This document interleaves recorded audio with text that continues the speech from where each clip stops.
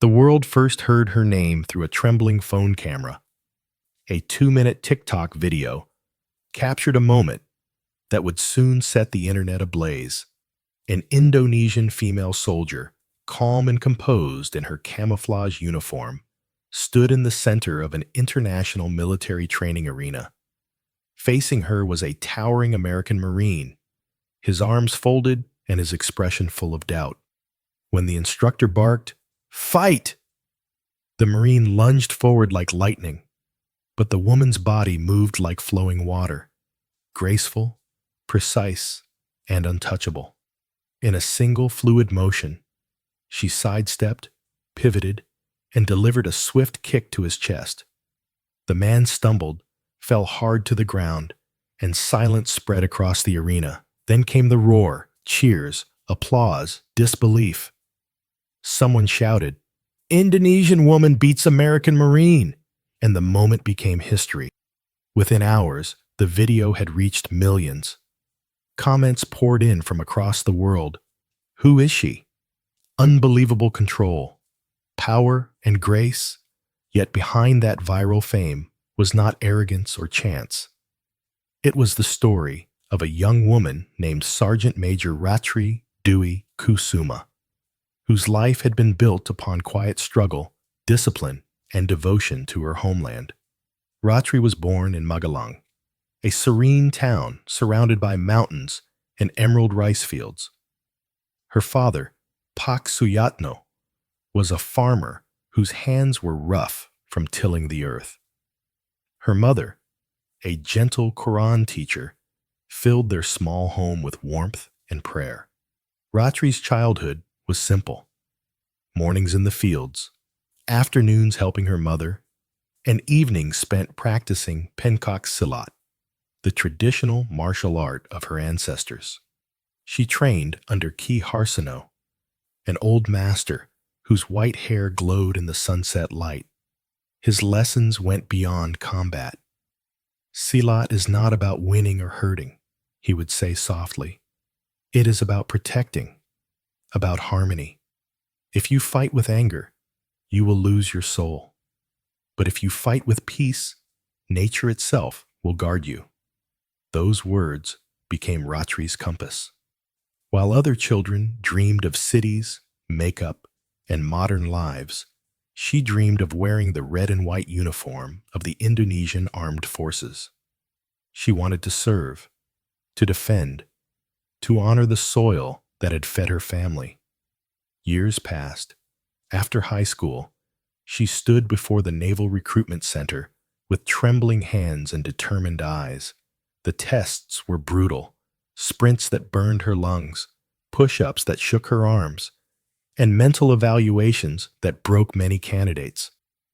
When exhaustion threatened to crush her, she whispered to herself, "If I stop now, I betray Father's dream." Days later, her name appeared on the acceptance list. Tears streamed down her face as she knelt and pressed her forehead to the ground. "This is my beginning," she murmured. That day, a farmer's daughter from Magelang became a soldier of the Republic. She didn't know that her discipline would one day echo across continents, that her calm would silence arrogance, and her humility would remind the world that true power is not in muscle, but in spirit. The first morning of military training felt like stepping into a storm. The air smelled of salt and sweat. The sun burned mercilessly over the training grounds, and the drill sergeant's voice thundered like a drumbeat. "Discipline is oxygen here," he barked. Recruits stumbled through mud, crawled under barbed wire, and swam across freezing water. But among them was a young woman who moved with unshakable focus. Ratri Dewi Kusuma, her face streaked with dirt, her heart steady as steel. Every challenge that made others groan only made her resolve stronger. Life in the Indonesian Navy Marine Corps was relentless. Days started before dawn with physical drills and ended long after sunset with tactical lessons, shooting practice, and endless endurance runs. There was no mercy for fatigue and no space for weakness. Yet the real battle Ratri fought wasn't just against exhaustion. It was against doubt. Being one of the few women in a male-dominated environment meant enduring whispers, smirks, and tests of pride. "You don't belong here," some of the men muttered behind her back. "Strong women belong in kitchens, not battlefields." Ratri never responded with anger. She believed silence could speak louder than pride. When others slept, she stayed awake in the courtyard, training alone under the dim light of the moon. Her movements were smooth and fluid, a perfect balance between elegance and danger. She practiced Simande Salat, her teacher's ancient martial art. Every movement carried meaning, a bow of respect, a defense of patience, a strike of righteousness. Her breathing synchronized with the rhythm of the night, and the whispering wind seemed to answer her unspoken prayers. One night, she wasn't alone. A shadow approached. It was Lieutenant Hartnell, a senior instructor known for his strictness and sharp observation. He watched quietly, the glow of his cigarette flickering in the dark. "You're not sleeping, Sergeant?" he asked, his tone curious rather than harsh. Ratri froze for a moment, then bowed respectfully. "No, sir. I don't want my skills to fade." Hartono exhaled smoke slowly, studying her form. "Where did you learn this?" "From my teacher in Magelang, Ki Harsono," she replied. The name seemed to stir something in him. "Simande," he said, half to himself. "Rare to see it practiced properly anymore. It's beautiful and deadly." He smiled faintly. "Keep training, but remember, skill without control is a weapon pointed at yourself." From that night, Lieutenant Hartono took her under his wing. He helped her merge the artistry of Simande with the precision of modern combat, teaching her how grace could coexist with power. "You are different, Ratri," he once told her. "You fight not to prove, but to protect. That's what makes you dangerous." By the end of her 3rd year, Ratri had become a sergeant major, respected by peers and feared by opponents. She didn't boast. She didn't flaunt. She simply stood ready, a storm wrapped in silence. Little did she know, her next mission would take her beyond training grounds into a duel that would echo across the world. The humid air of Surabaya's naval base was heavy that morning. Soldiers lined up in perfect rows, their boots striking the asphalt in rhythmic precision. The flag ceremony ended, but Sergeant Major Ratri Dewey Kusuma was called to stay behind. Her commander, a stern man with eyes that rarely softened, gestured for her to step into his office. The room was filled with the smell of polished wood and freshly brewed coffee. On the wall hung a large red and white Indonesian flag, fluttering faintly under the breeze of a ceiling fan. "Sit down, Sergeant Major," the commander said, scanning through a stack of papers. Ratri straightened her posture and stood at attention. "Permission to speak, sir?" "Granted." "There's a joint training exercise next month between the Indonesian National Armed Forces and the U.S. Marine Corps," he began. "We're sending a representative to participate in the traditional martial arts segment." He paused, eyes narrowing with intent. "Lieutenant Hartono recommended you." For a moment, Ratri's breath caught. "Me, sir?" The commander nodded. "Yes, you'll represent Indonesia. You'll show them that Salat is not just combat. It's our heritage, our spirit. The world needs to see that discipline and humility can outmatch brute strength." Ratri felt her heart pound. She had dreamed of serving her country, but never imagined standing before international eyes. "I will do my best, Commander," she said softly. Do more than that, he replied. You're not going there to win. You're going there to honor. That night, Ratri couldn't sleep. She sat by the dormitory window, holding the black shawl her teacher Ki Harsono had given her years ago, the same one she'd carried through every trial. The gentle sea breeze brushed her cheeks as she remembered his final words. If you ever fight in a foreign land, remember, you carry your ancestors' steps. Never bow to arrogance. Never fight with pride. In the silence of the night, she whispered a prayer. Let me fight not to defeat, but to defend what's true. Days passed in intense preparation. Ratri trained from dawn to midnight, combining her silent movements with marine tactical drills. Her body moved like water, her strikes sharper than ever. She didn't practice to show strength. She practiced to embody balance. When the day of departure came, her fellow soldiers gathered at the dock to see her off. The Navy ship gleamed under the morning sun, flags waving proudly in the wind. Lieutenant Hartono approached her with a small smile. Remember, Ratri, he said, handing her a sealed envelope. Courage isn't the absence of fear, it's walking with it. She saluted. Thank you, sir. As the ship sailed toward Bali, Ratri stood at the deck's edge, watching the waves crash against the hull.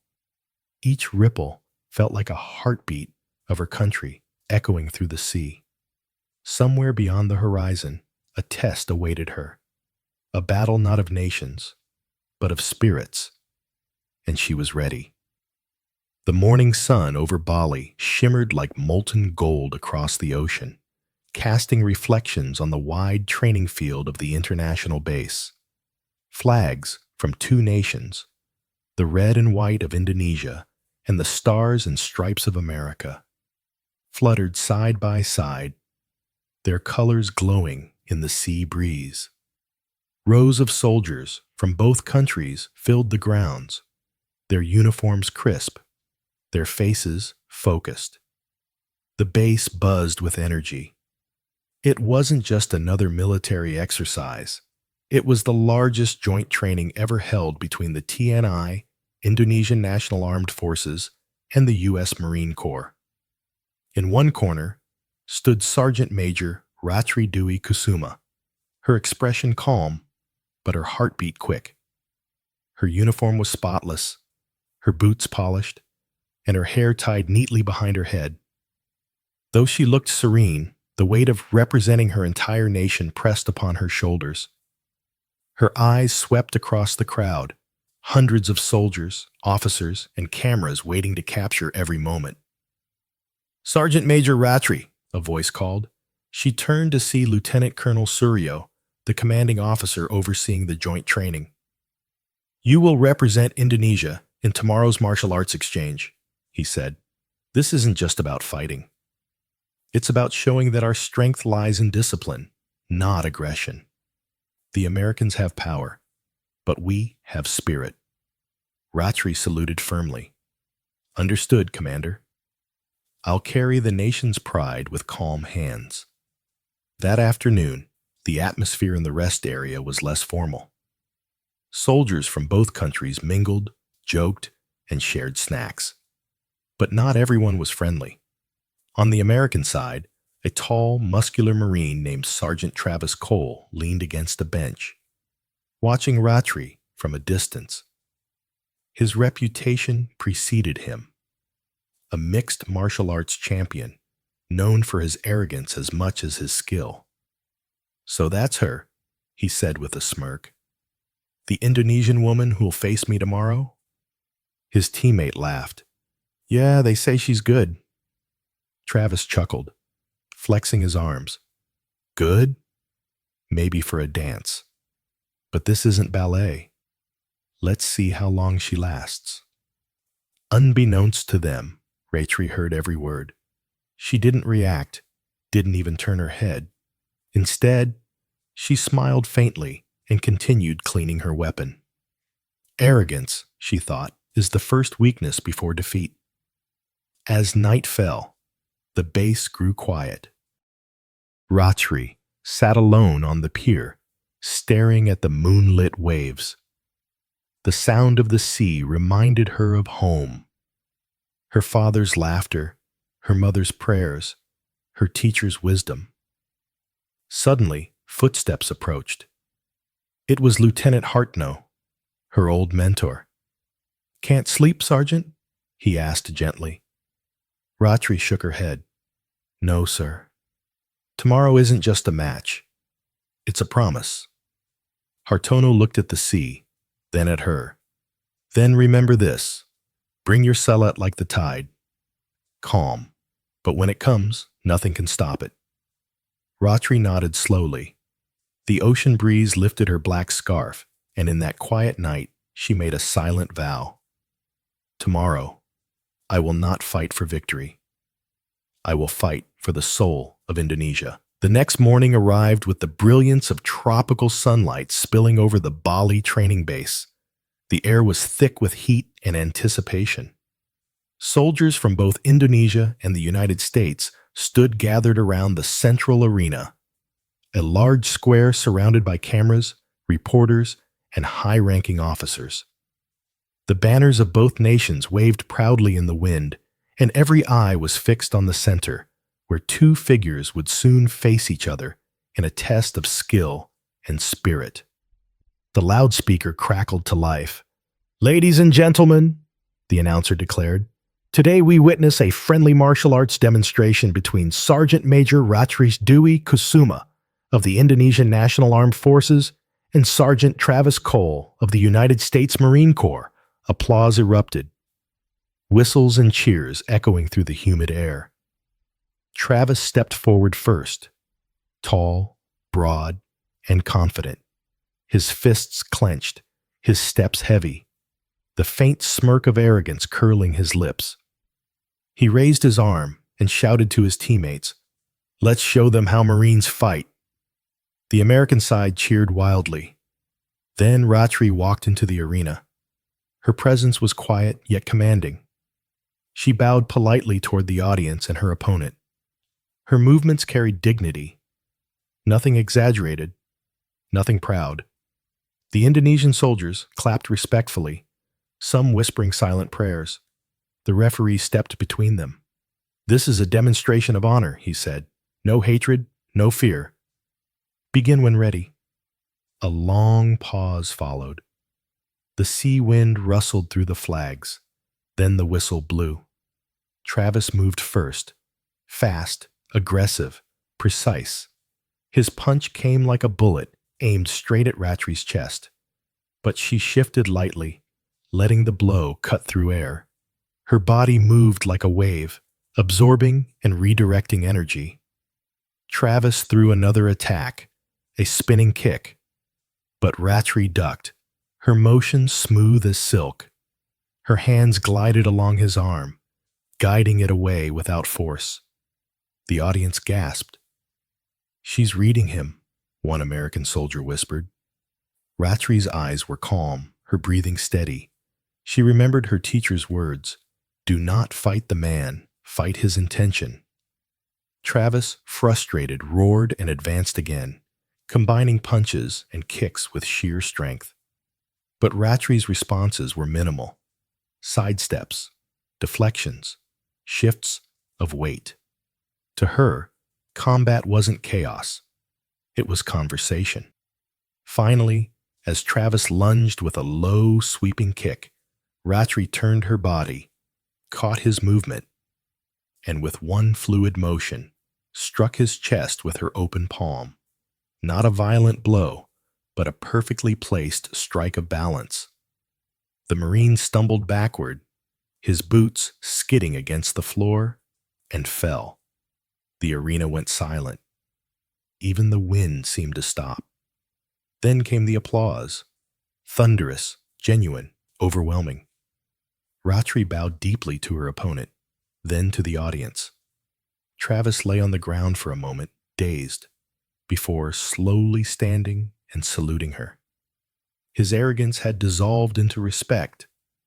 At that instant, the cameras flashed, capturing an image that would travel across the globe. The serene face of an Indonesian woman standing tall over strength, not in victory, but in grace. By sunset, the once quiet Bali base had transformed into a storm of excitement. The friendly duel between Sergeant Major Ratri Dwi Kusuma and Sergeant Travis Cole had ended hours ago, yet the energy still lingered in the air. Soldiers replayed the scene on their phones, their laughter and cheers echoing through the camp. A young American private, still astonished, muttered to his friend, "I've never seen anyone move like that." His companion nodded. She didn't fight him. She guided him. What happened next would ripple far beyond the training ground. One of the soldiers had recorded the entire duel on his phone and uploaded it to TikTok with the caption, "Indonesian female soldier defeats U.S. Marine with elegance and discipline." Within an hour, it had reached 1 million views. Within 3 hours, 10 million. By the time night fell, it had exploded across every platform imaginable. Hashtags like hashtag Indonesian Warrior, hashtag Silat Power, and hashtag Respect Indonesia flooded social media. Across the world, people watched the 2-minute clip of Ratri's graceful yet devastating Silat movements. The perfect parries, the quiet focus, the final strike that sent her opponent sprawling. Comments poured in from every continent. "This is art, not violence. She fights like poetry in motion. Indonesia should be proud." Meanwhile, Ratri herself remained unaware of the viral storm she had unleashed. While the internet buzzed, she sat alone by the sea, her boots off, her feet in the sand, the soft sound of waves breaking nearby. The moonlight shimmered across the water, and she watched it quietly, her mind replaying the day's duel. Not with pride, but reflection. She remembered Travis's expression after standing up, his salute of respect, and the stillness that followed. For her, that moment of mutual honor mattered more than any victory. She smiled faintly and whispered, "Thank you, teacher." The world has seen our Silat, not as aggression, but as peace. Hours later, her phone began buzzing uncontrollably. Messages flooded in, from friends, fellow soldiers, journalists, even strangers. One message stood out. "You're all over the internet. The world is calling you the calm storm." Ratri blinked, confused. She opened TikTok and froze. Her face filled the screen. Her final bow, her serene eyes, her respectful salute. The video had over 20 million views and thousands of comments. The next morning, chaos erupted at the camp. Reporters gathered outside the gates, cameras flashing, microphones raised. The story had reached global media networks. CNN, BBC, and local Indonesian outlets all carried the headline, "Female TNI Soldier Defeats US Marine in Historic Duel." When asked by a reporter how she felt about going viral, Ratri simply replied, "I didn't fight to go viral. I fought to honor my land and my teacher." Her humility only deepened the fascination. She had not just won a duel. She had captured the heart of the world. And for the first time in her life, the quiet girl from Magelang had become a symbol of strength, grace, and the enduring soul of Indonesia. The next morning, Bali's peaceful naval base looked nothing like it had before. Outside the tall gates stood lines of reporters, photographers, and camera crews. Microphones jutted forward, Journalists shouted questions, and flashing bulbs turned the early sunlight into chaos. Overnight, Sergeant Major Ratri Dewi Kusuma had become a national symbol, the woman who brought pride to Indonesia through calm, discipline, and grace. As she walked through the base corridor, fellow soldiers greeted her with admiration. Some saluted her, others smiled proudly, but Ratri simply nodded humbly. Fame had never been her goal.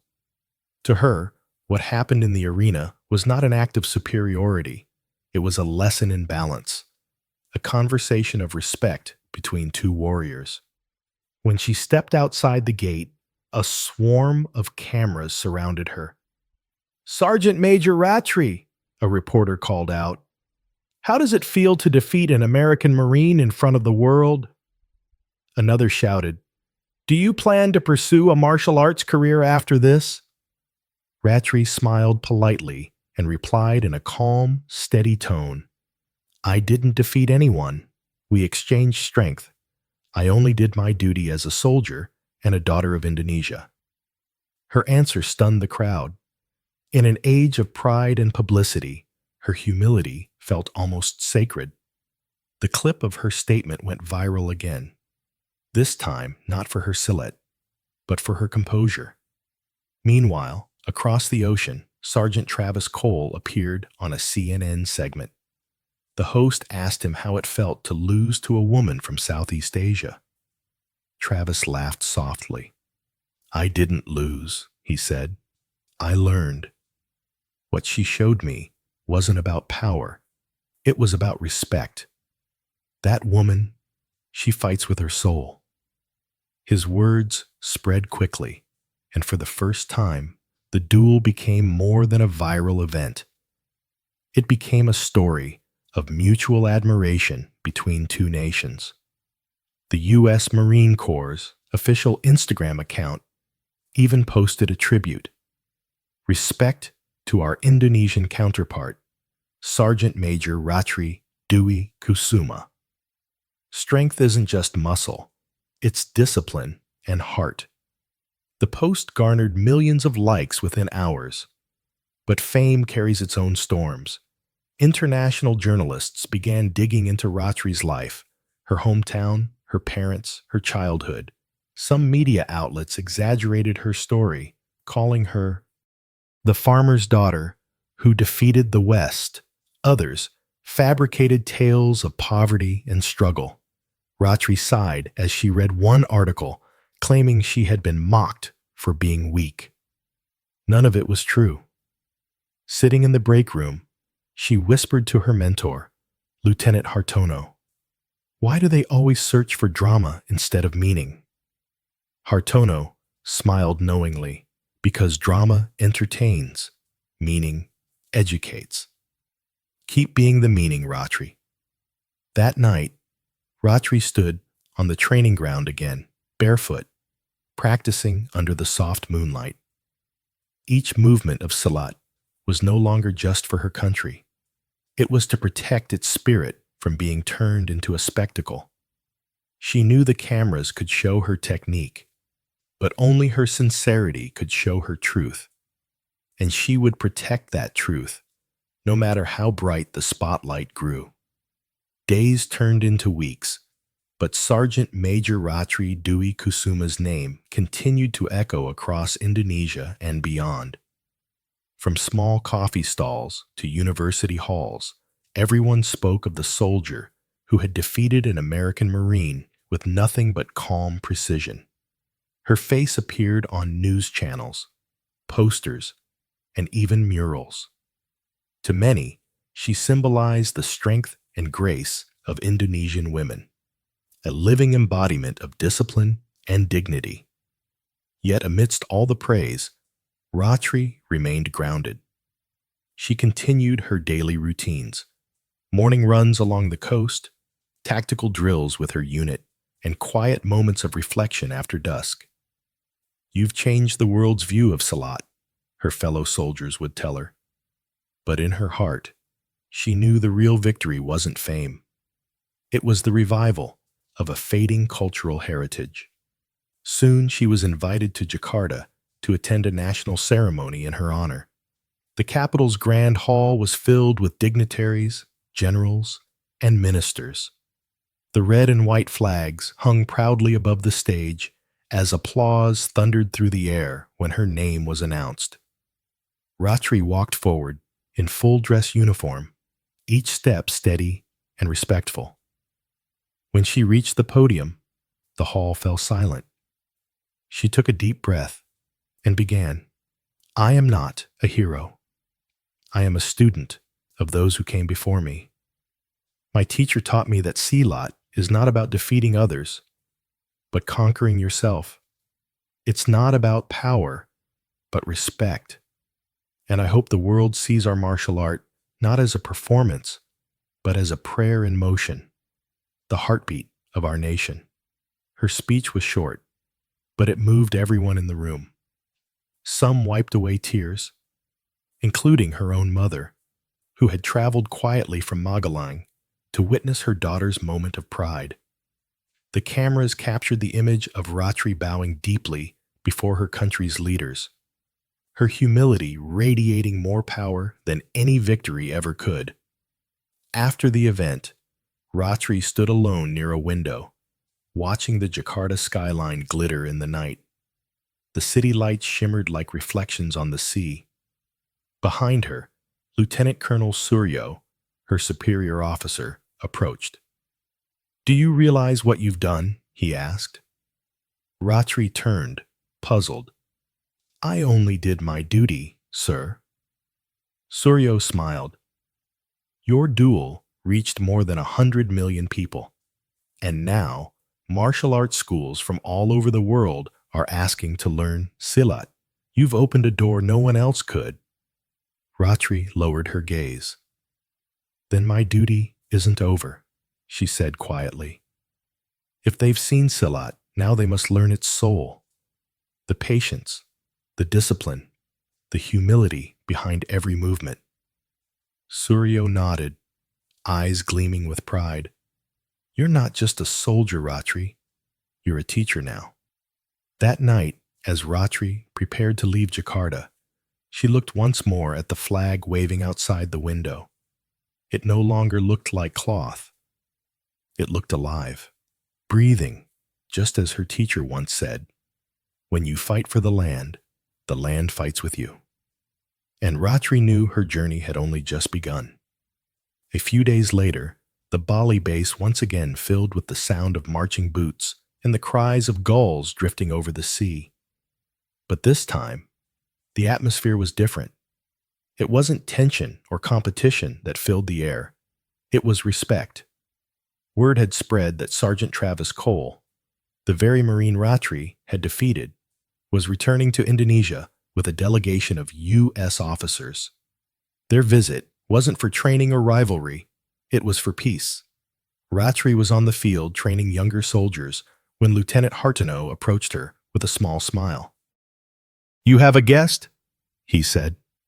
Confused, she followed him to the courtyard, where a group of American officers stood waiting. In front of them was Travis, dressed in casual uniform, holding a small wooden box and an American flag folded neatly under his arm. "Sergeant Major Ratri Dwi Kusuma," he said, saluting her formally. "It's good to see you again." Ratri returned the salute with equal sincerity. "Welcome back to our land, Sergeant Travis." The soldiers around them watched in silence as the two former opponents shook hands. Travis then opened the wooden box, revealing a silver medal engraved with the words, "Honor through respect." He held it out to her. "This isn't from the Marine Corps," he said softly. "It's from me. You reminded me what strength really means. Humility. I used to think power was about domination, but you showed me that peace is a greater victory." Ratri looked at the medal, then at Travis, and smiled gently. "Thank you, Sergeant. But I don't need an award.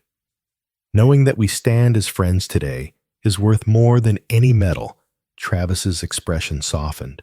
"Still humble as ever," he said, laughing quietly. They walked toward the pier together, the golden sunset painting the ocean in shades of crimson and amber. The flags of both nations waved side by side in the evening breeze. "When we fought," Travis said after a long silence, "I was angry that you were calm. Now I understand. That calm came from discipline, not pride." Ratri nodded. Silat teaches us that the body is only a reflection of the heart. If your heart is restless, your movements will betray you. But if your heart is still, even chaos becomes predictable. Travis turned to her, his eyes thoughtful. "I want to learn that. Not just Salat, but that peace you carry." Ratri looked at him, her gaze steady. "Then start by mastering silence. Victory without arrogance. Defeat without bitterness. That's where real strength lives." At that moment, several photographers captured the two standing side by side, the setting sun behind them. The image spread across the world within hours, captioned, "From rivals to brothers in arms." This time, it wasn't about combat. It was about unity. The viral picture reminded millions that respect could bridge borders where politics could not.